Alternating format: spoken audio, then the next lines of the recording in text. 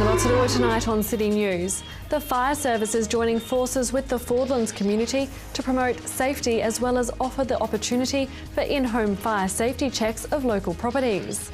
Time is running out to create a pink splash at next week's Pink Walk, and the tiny Jameson Trophy is up for grabs at next week's Netball International between New Zealand and England, being played at the Events Centre. The fire service is joining forces with the Fordlands community to promote safety as well as offer the opportunity for in-home fire safety checks of local properties. Senior Officer Dane O'Brien says the fire service will be taking part in the Fordlands Open Day next month and are hoping locals will take advantage of their offer of a free home safety check. We actually have attended this event in the past, so it's becoming a regular occurrence for us, and we're always willing to support the community in any way, shape or form. And so going on there from the open day, will you be offering home safety checks? Yeah, correct. We're going to have a register on the day where people can register for a home fire safety check, which is basically a visit from the Rotorua Fire Brigade highlighting some key points, some key safety points around the home.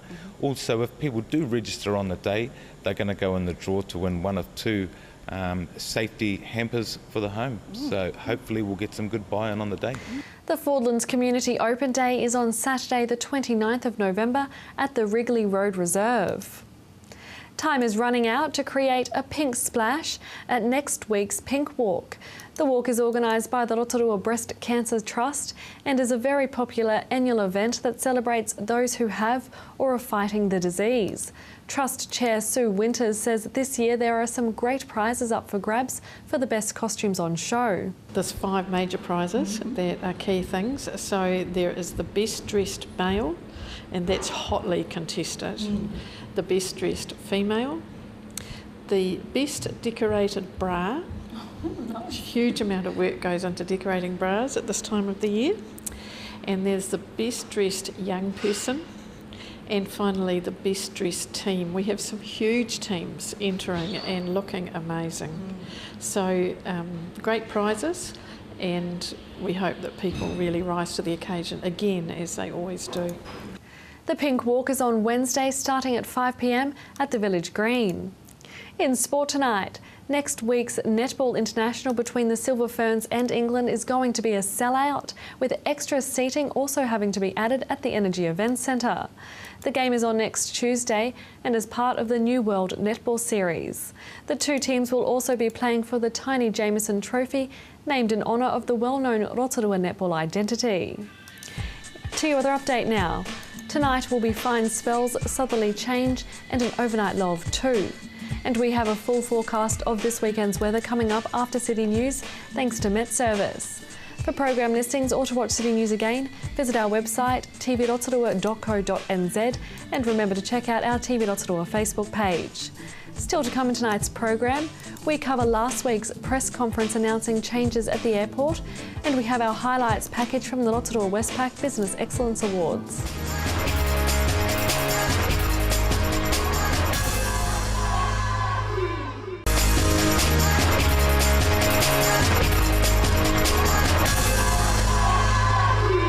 Well, I'd like to thank you all for coming. Thanks, TV Rotorua. We finished a bit earlier, but thanks for scampering down. And so those of you who were at Council, you heard that we felt this was the appropriate time to also talk about the Council's decision to stop funding the Trans-Tasman flights. I have to say, from my point of view, these are both legacy issues, and that's why some of our agendas have been in confidential. They've been substantial decisions for councillors to make. They have a substantial impact on the community's belief in itself and going forward, and they haven't been made lightly. So we've needed and called for quite considerable detail to back our decision, and overarchingly we wanted to be transparent and also make sure that this asset, which is very important to us and to the region, can go forward on a sound commercial footing. So I think we've achieved both of those by our decision. We feel confident. This wasn't, while it's controversial, it was something we felt as a council that we had to make unanimously, and you saw that reflected today, really, because we've been well informed, and also it meets our criteria of being effective and efficient and transparent. So it's back to us facing our debt full on, and yet making decisions that help us go forward with economic growth of our community. I'm pleased with the timing of the decision. I'm also pleased that Council understood that we had to go out to consult with some urgency and not have it wrapped up in the long-term plan. It just gets a bit lost in a big, huge document, and this in itself is a big decision. So I feel we've made a momentous decision today as a council. Really the end of a year of quite large legacy issues that we've had to face. But I want to thank the airport company in working with us, and also Dave and Jeff for some very sound financial advice. So yes, it was a technical accounting report, but we felt these figures had to be understood for once and for all. So that's my position on the decisions today.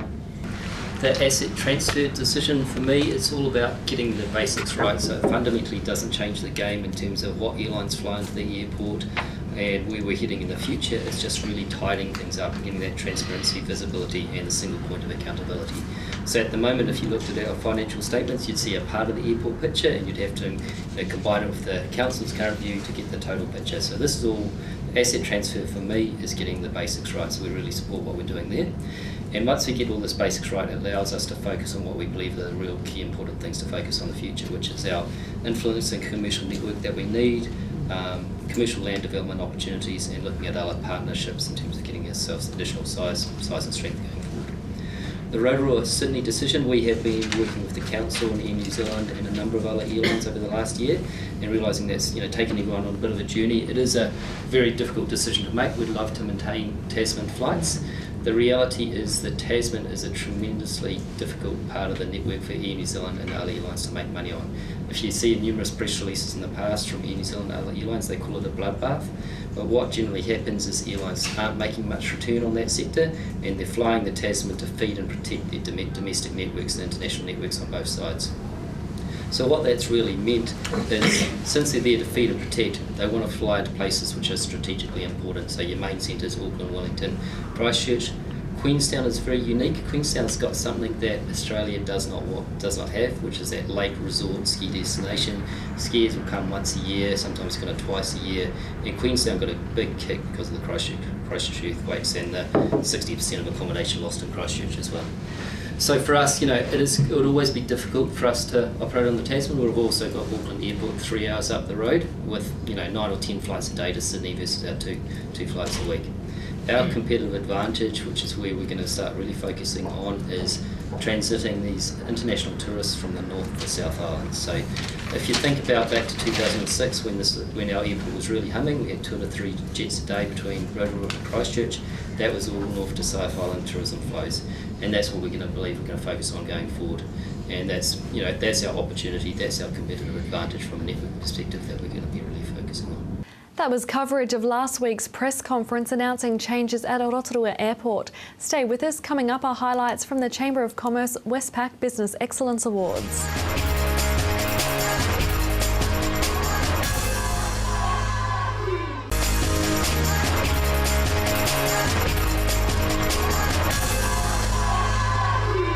Of course, without Westpac, it wouldn't be possible. They've been associated with this event for 10 years.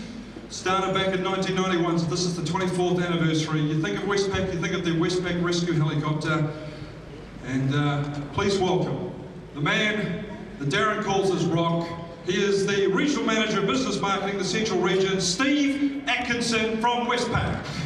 I think actually I'm not the rock, Darren. I think I was more referring to Scott. I think I'm just the sand that fills the gaps. But look, on behalf of Westpac, I'm delighted to be with you tonight at the Westpac Rotorua Chamber of Commerce Business Awards. As mentioned, we've sponsored these awards for 10 years, and we're extremely proud to be associated with an event that recognises outstanding business achievement both here in Rotorua and across New Zealand. I'd also like to acknowledge the Chamber. You know, we've been here for 10 years because of the relationship that we have with the Chamber, and just how easy they make this evening. But this evening belongs to the finalists, and I really hope that they sit back and bask in the glory and enjoy tonight. It's definitely a time to showcase their successes and put the spotlight on our winners. I don't miss the demons and saints. I don't miss the taste on my tongue. I don't miss the tar in my lungs. I made a choice to save myself, to heal the voice. I gave myself, and I'll be my own hero. I'll be my own hero. I'll be my own. I'll be my own. I'll be my own hero. I'll be my own hero.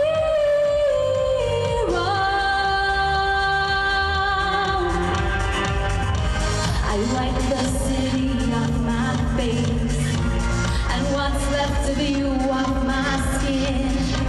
Rather than let love turn to hate, I'll stop it before it begins. I've made a choice to save myself, to heal the voice. I gave myself, and I'll be my own hero. I'll be my own hero. I'll be my own. I'll be my own. I'll be my own hero. I'll be my own hero.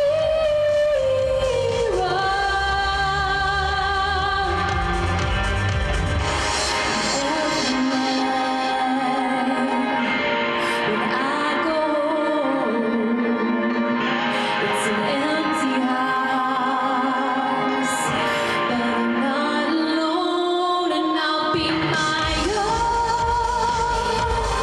I'll be my own. I'll be my own.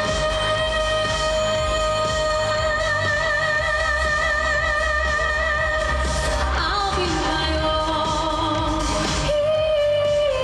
hero. I'll be my own hero.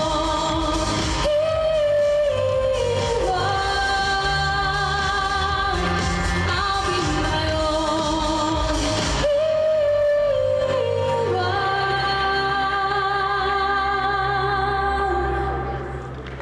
The winner of the Rotorua District Council Emerging Business Award is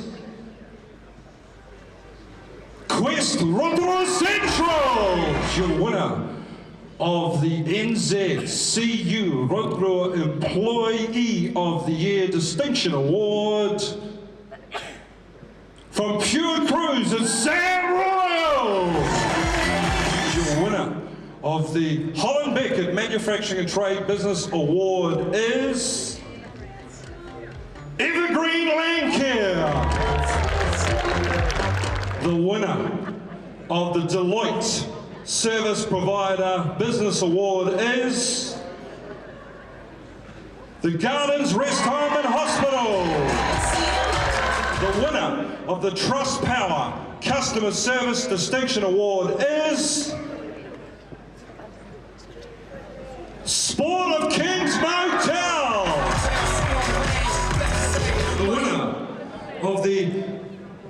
Rotorua o Ruafata holding Retail Business Award is Cottage Flair. The winner of the HITS Community Organisation Business Award is Wairiki Institute of Technology. The winner of the Rotorua Bay of Plenty Waikato Visitors Guide Hospitality and Attractions Business Award is Arista of Rotorua.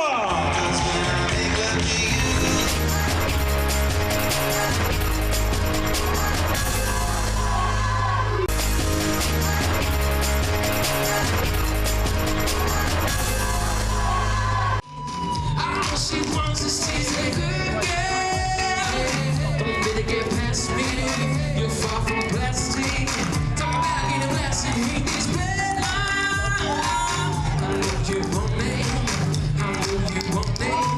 I know she wants to see a good girl. Try to get past me. Go ahead, get at me. Go ahead, get at yeah. All right.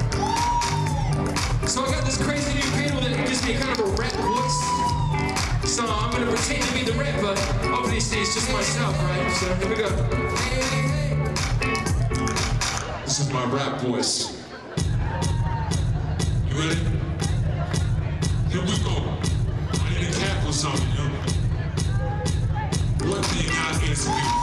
We don't wanna put the answers on the out. From now to the camera. The bad is she bad as she Hit me up with the best.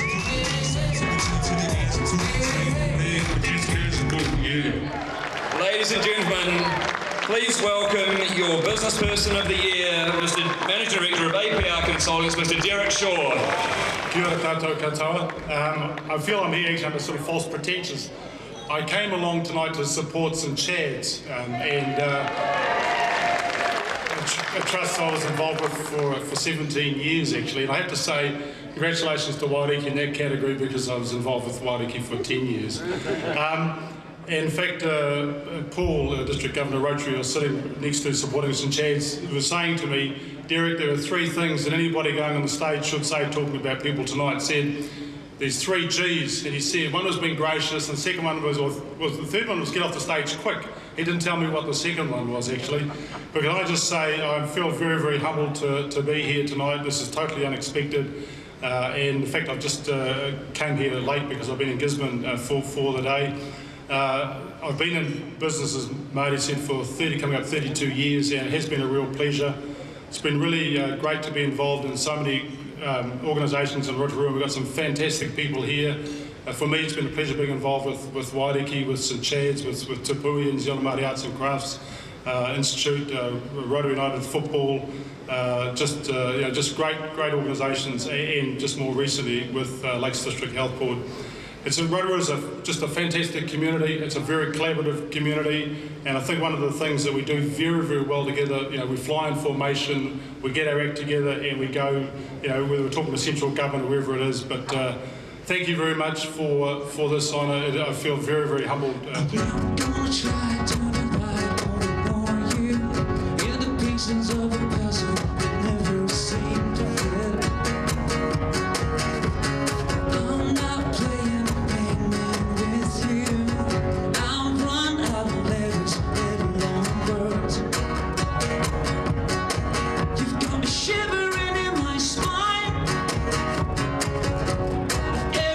Turn else we had said, wouldn't have to sit through any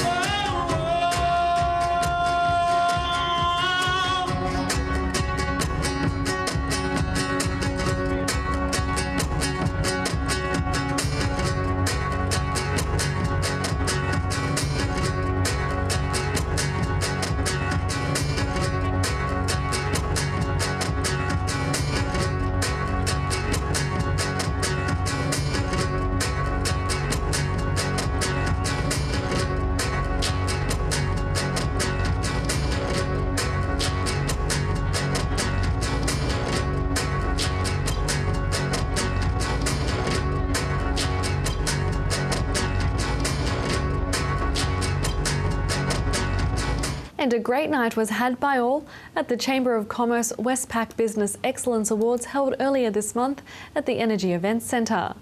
If you have any news that you'd like to share with us here at TV Rotorua, you can email news@tvrotorua.co.nz, or to see the show again, check out our website tvrotorua.co.nz. Thanks for joining us tonight. We hope you have a safe and relaxing long weekend. We'll see you next week. Ka Maria.